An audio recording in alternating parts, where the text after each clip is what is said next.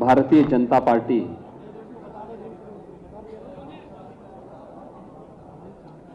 और सहयोगी दल अपना दल एस निषाद राज्य पार्टी के इस विधायक दल की आज की इस बैठक में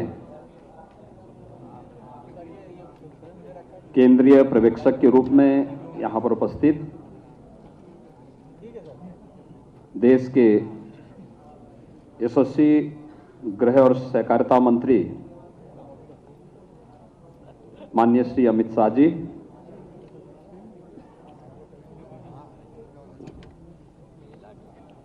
सह पर्यवेक्षक के रूप में यहां पर उपस्थित भारतीय जनता पार्टी के राष्ट्रीय उपाध्यक्ष सम्मान्य श्री रघुवर दास जी, उत्तर प्रदेश के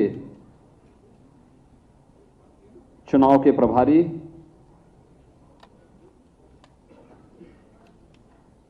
केंद्रीय शिक्षा मंत्री माननीय श्री धर्मेंद्र प्रधान जी, उत्तर प्रदेश के संगठन के प्रभारी पूर्व केंद्रीय मंत्री माननीय राधा मोहन सिंह जी,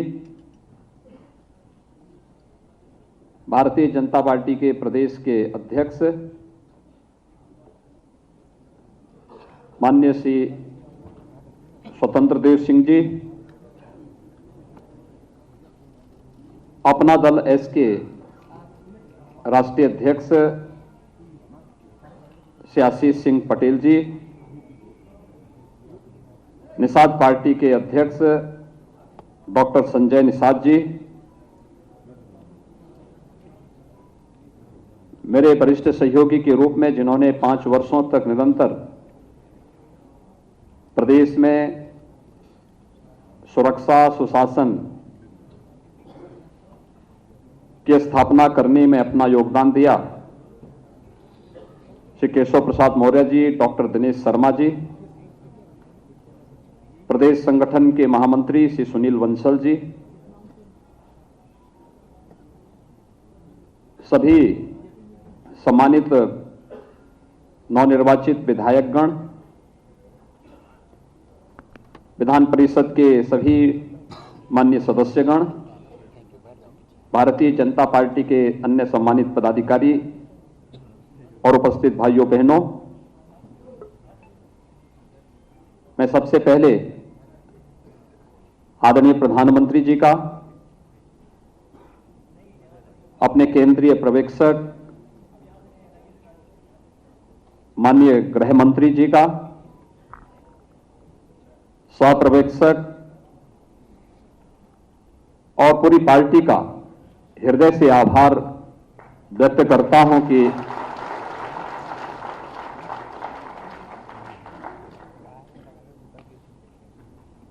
पांच वर्षों तक उत्तर प्रदेश जैसे राज्य में हम सबको सेवा का अवसर देने के बाद आदरणीय प्रधानमंत्री जी के नेतृत्व में प्रचंड बहुमत की इस सरकार की नई सरकार गठन के लिए मुझे विधायक दल के नेता के रूप में आज यहां पर चुना गया है। मैं आभारी हूं आप सबका।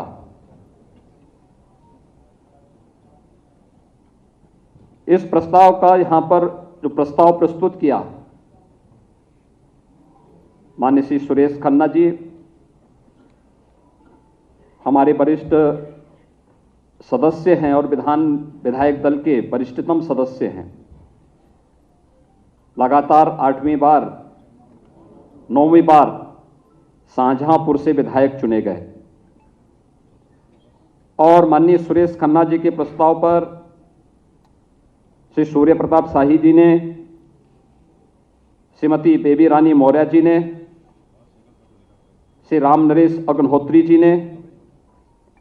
श्री सुशील साक्य जी ने, श्री नंदगोपाल गुप्ता नंदी जी ने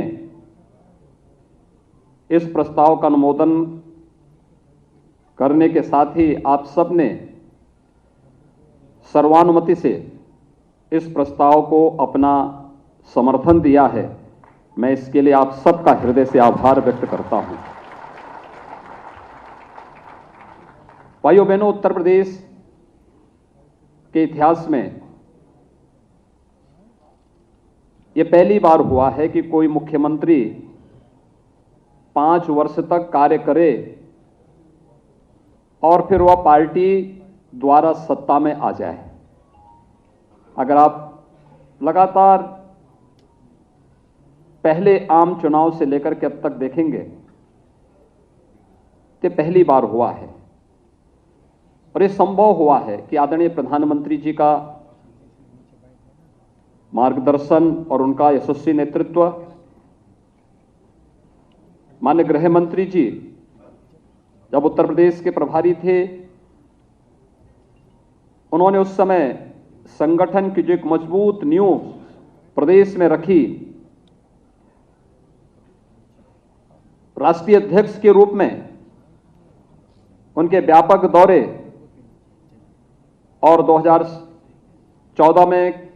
केंद्र में आदरणीय प्रधानमंत्री जी के नेतृत्व में केंद्र सरकार के द्वारा सुशासन के लिए, गरीब कल्याण के लिए जो भी कार्यक्रम प्रारंभ हुए, 2017 में विधानसभा चुनाव के पहले लोक कल्याण संकल्प पत्र के माध्यम से एक एक योजना को उत्तर प्रदेश की जनता जनार्दन की सेवा के लिए समर्पित करने के जिस भाव के साथ यह अभियान प्रारंभ हुआ, सरकार और संगठन का बेहतर समन्वय, एक एक अभियान के साथ मिलकर के उत्तर प्रदेश की 25 करोड़ जनता जनार्दन की सेवा के लिए जो सुरक्षा का बेहतर माहौल, प्रदेश में गरीब कल्याणकारी योजनाओं को बिना भेदभाव के प्रत्येक तबके तक पहुंचाने का कार्य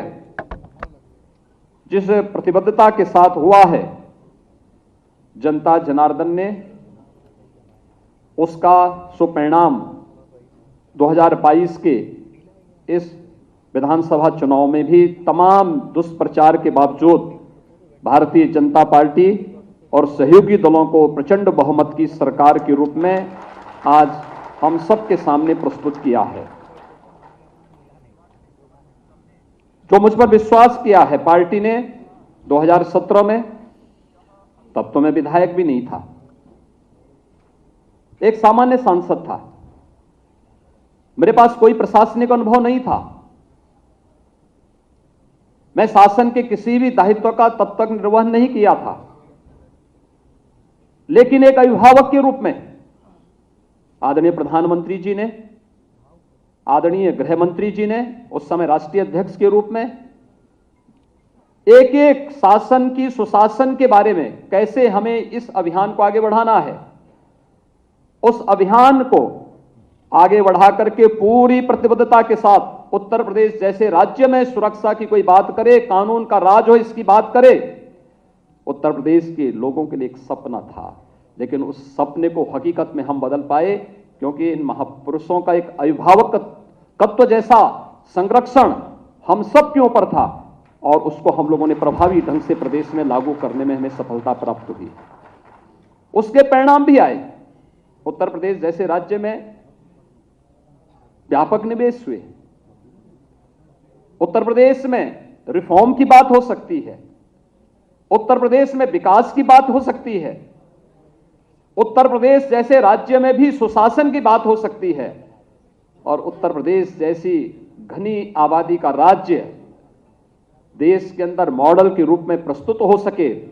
इसलिए संभव हुआ क्योंकि एक टीम वर्क पर संरक्षण था आदरणीय प्रधानमंत्री जी का, आदरणीय गृह मंत्री जी का, हमारे केंद्रीय नेताओं का और एक अभिभावक के रूप में समय समय पर जिस रूप में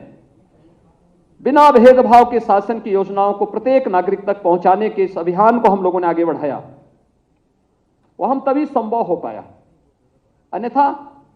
हम तो अनगढ़ लोग थे, कोई भी जानकारी नहीं थी। एक सांसद के रूप में हर व्यक्ति जान सकता है, एक सांसद अपनी बात को रखता है, संसद में रख सकता है, लेकिन शासकीय कार्य कैसे संपादित होने हैं, प्रशासन की व्यवस्था का संचालन कैसे होना है, बिना भेदभाव के शासन की योजनाओं को जब हम एक सांसद के रूप में रहते तो अपने संसदीय क्षेत्र तक सीमित रहते हैं, लेकिन जब एक उत्तर प्रदेश जैसे राज्य के मुख्यमंत्री के रूप में हमें कार्य करना हो तो उस समय अपनी भूमिका का निर्वहन किस रूप में करना है,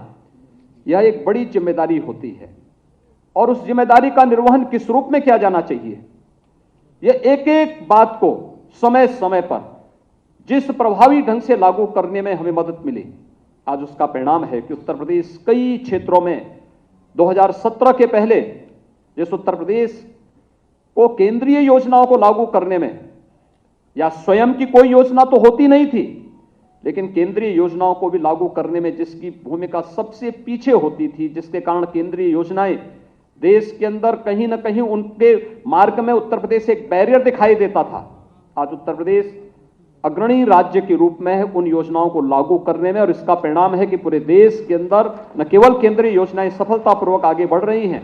बल्कि उत्तर प्रदेश की जनता जनार्दन को इसका लाभ भी प्राप्त होता हुआ दिखाई दिया। लोगों को पहली बार लगा कि गरीब का घर भी बन सकता है, पहली बार लगा कि पैसा सीधे गरीब के खाते में जा सकता है, पहली बार लगा कि उत्तर प्रदेश जैसे राज्य में पर्व और त्योहार शांतिपूर्ण तरीके से मनाए जा सकते हैं, पहली बार लगा उत्तर प्रदेश दंगा मुक्त राज्य बन सकता है, और पहली बार लगा है कि एक गरीब को भी फ्री में उत्तर प्रदेश के अंदर राशन प्राप्त हो सकता है। कोरोना कालखंड में 15 करोड़ लोगों को महीने में 2 बार राशन मिलना, केंद्र शासन की ओर से भी और राज्य शासन की ओर से भी एक सपना था, क्योंकि यहां पर तो खाद्यान्न घोटाला हुआ करते थे। लेकिन आज प्रत्येक नागरिक को तकनीक का उपयोग करके, जिस तकनीक के लिए प्रधानमंत्री जी का बार बार जोर रहता था, आज उस गरीब को उस योजना का लाभ प्राप्त हुआ है।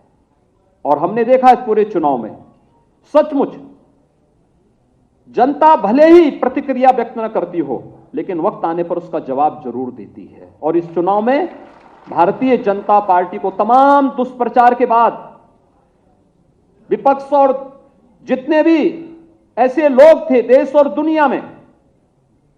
जो भारत की सुरक्षा, भारत की संप्रभुता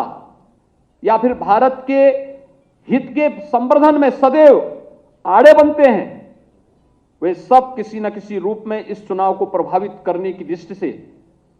उत्तर प्रदेश में हस्तक्षेप करने की मुद्रा में थे। लेकिन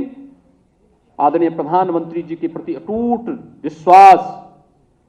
सबका साथ, सबका विकास, सबका विश्वास और सबका प्रयास का जो ये मूल मंत्र है, इस मूल मंत्र ने अपना असर दिखाया और जनता जनार्दन ने कहा कि नहीं, हम अब वंशवाद की राजनीति में नहीं, हम अब जातिवाद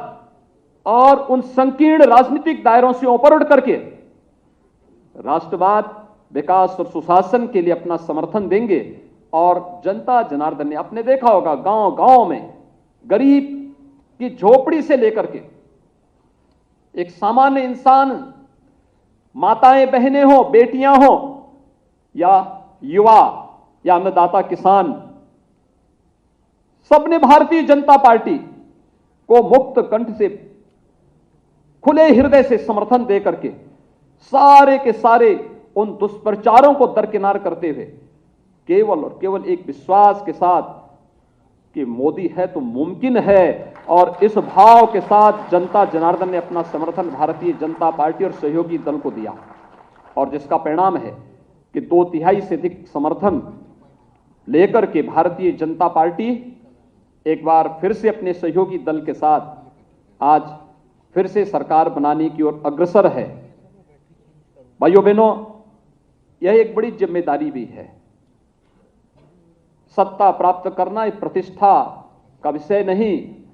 हम सब की परीक्षा के दौर से आगे बढ़ने के लिए भी हमें सतर्क रहने के लिए प्रेरित करता है। यह परीक्षा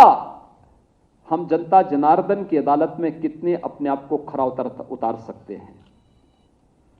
योजनाओं का लाभ बेहतर समन्वय के माध्यम से और डबल इंजन की सरकार का जो प्रधानमंत्री जी का मंत्र था, उसको जनता ने खुले हृदय से अपना समर्थन किया है,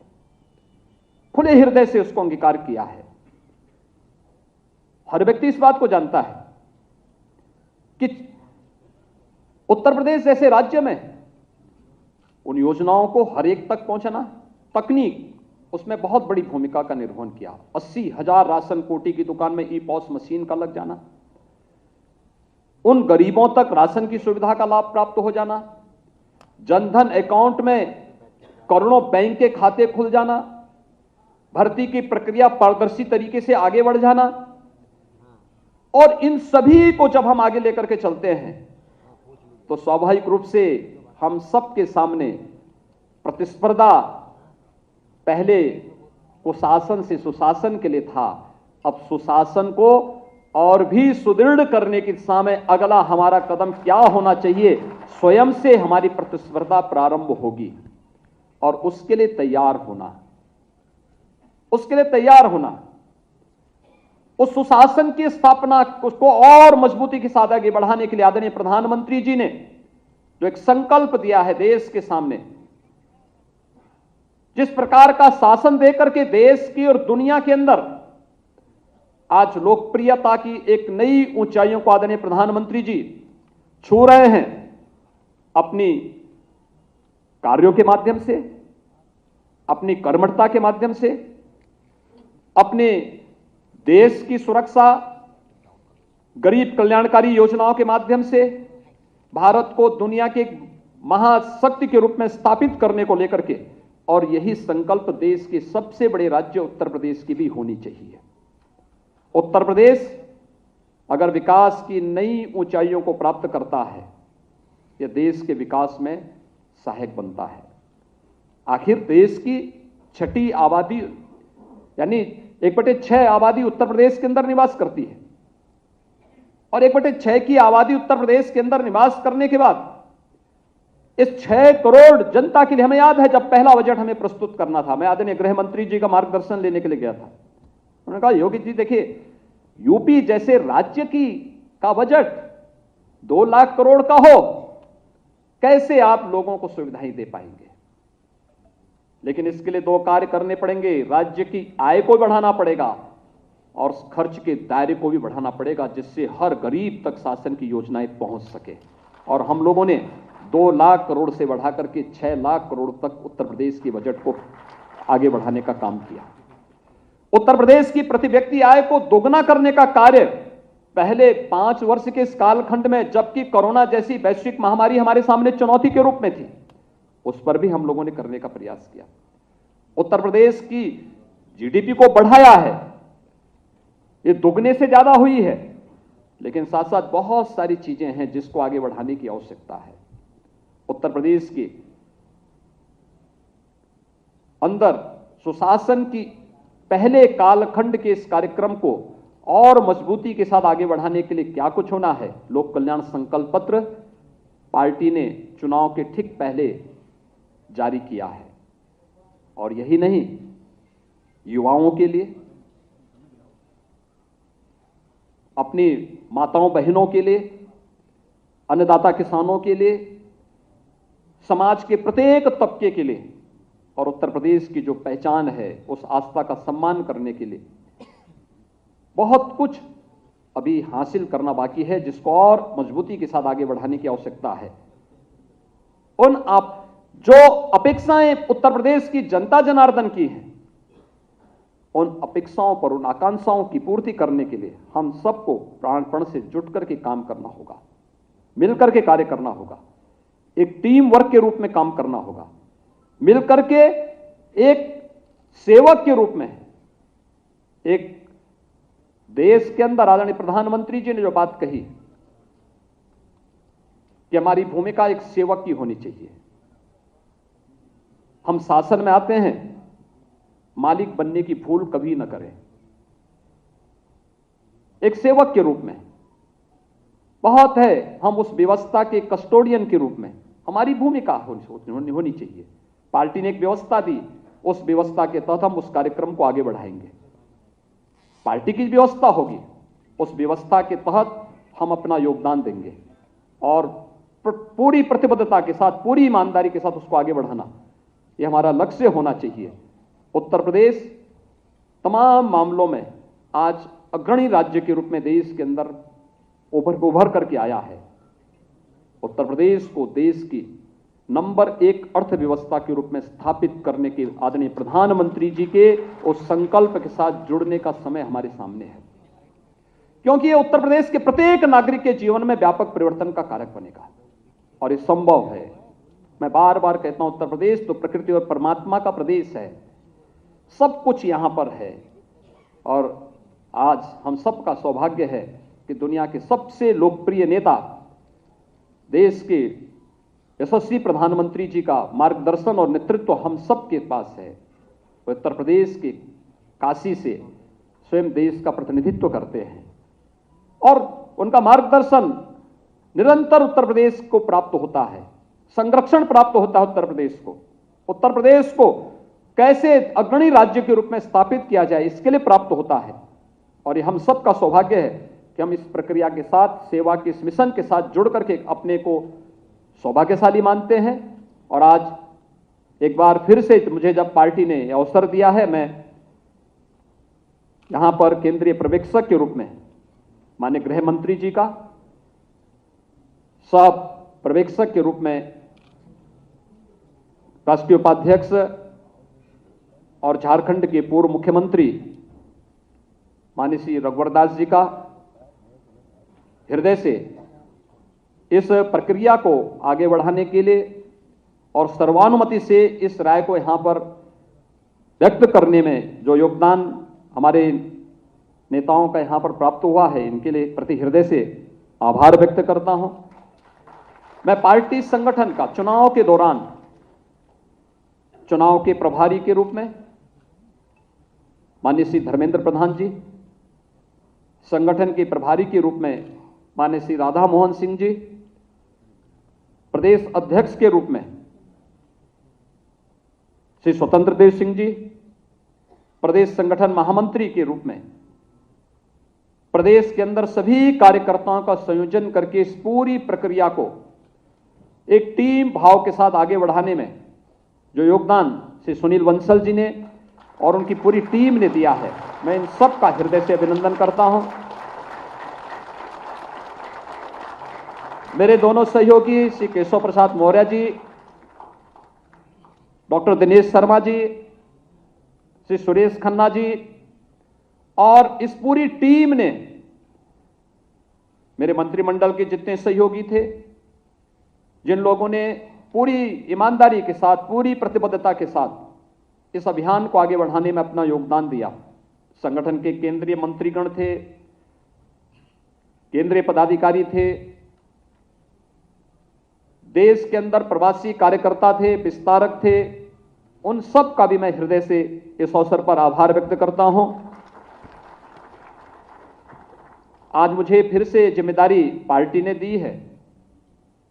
और मैं इसको पूरी मजबूती, मैं इस बात का एक बार फिर से वचन देता हूं कि पार्टी ने जो मुझ पर विश्वास किया है, हम लोग कभी भी बिना डिगे, बिना झुके, बिना थके और बिना डिगे आदरणीय प्रधानमंत्री जी के विजन के अनुरूप उत्तर प्रदेश की 25 करोड़ जनता को जनार्दन मान करके उनकी सेवा के लिए पूरी ईमानदारी के साथ, पूरी तत्परता के साथ, पूरी प्रतिबद्धता के साथ हम जनता जनार्दन की सेवा के लिए अपने आप को समर्पित भाव के साथ कार्य करेंगे और पूरा विधायक दल,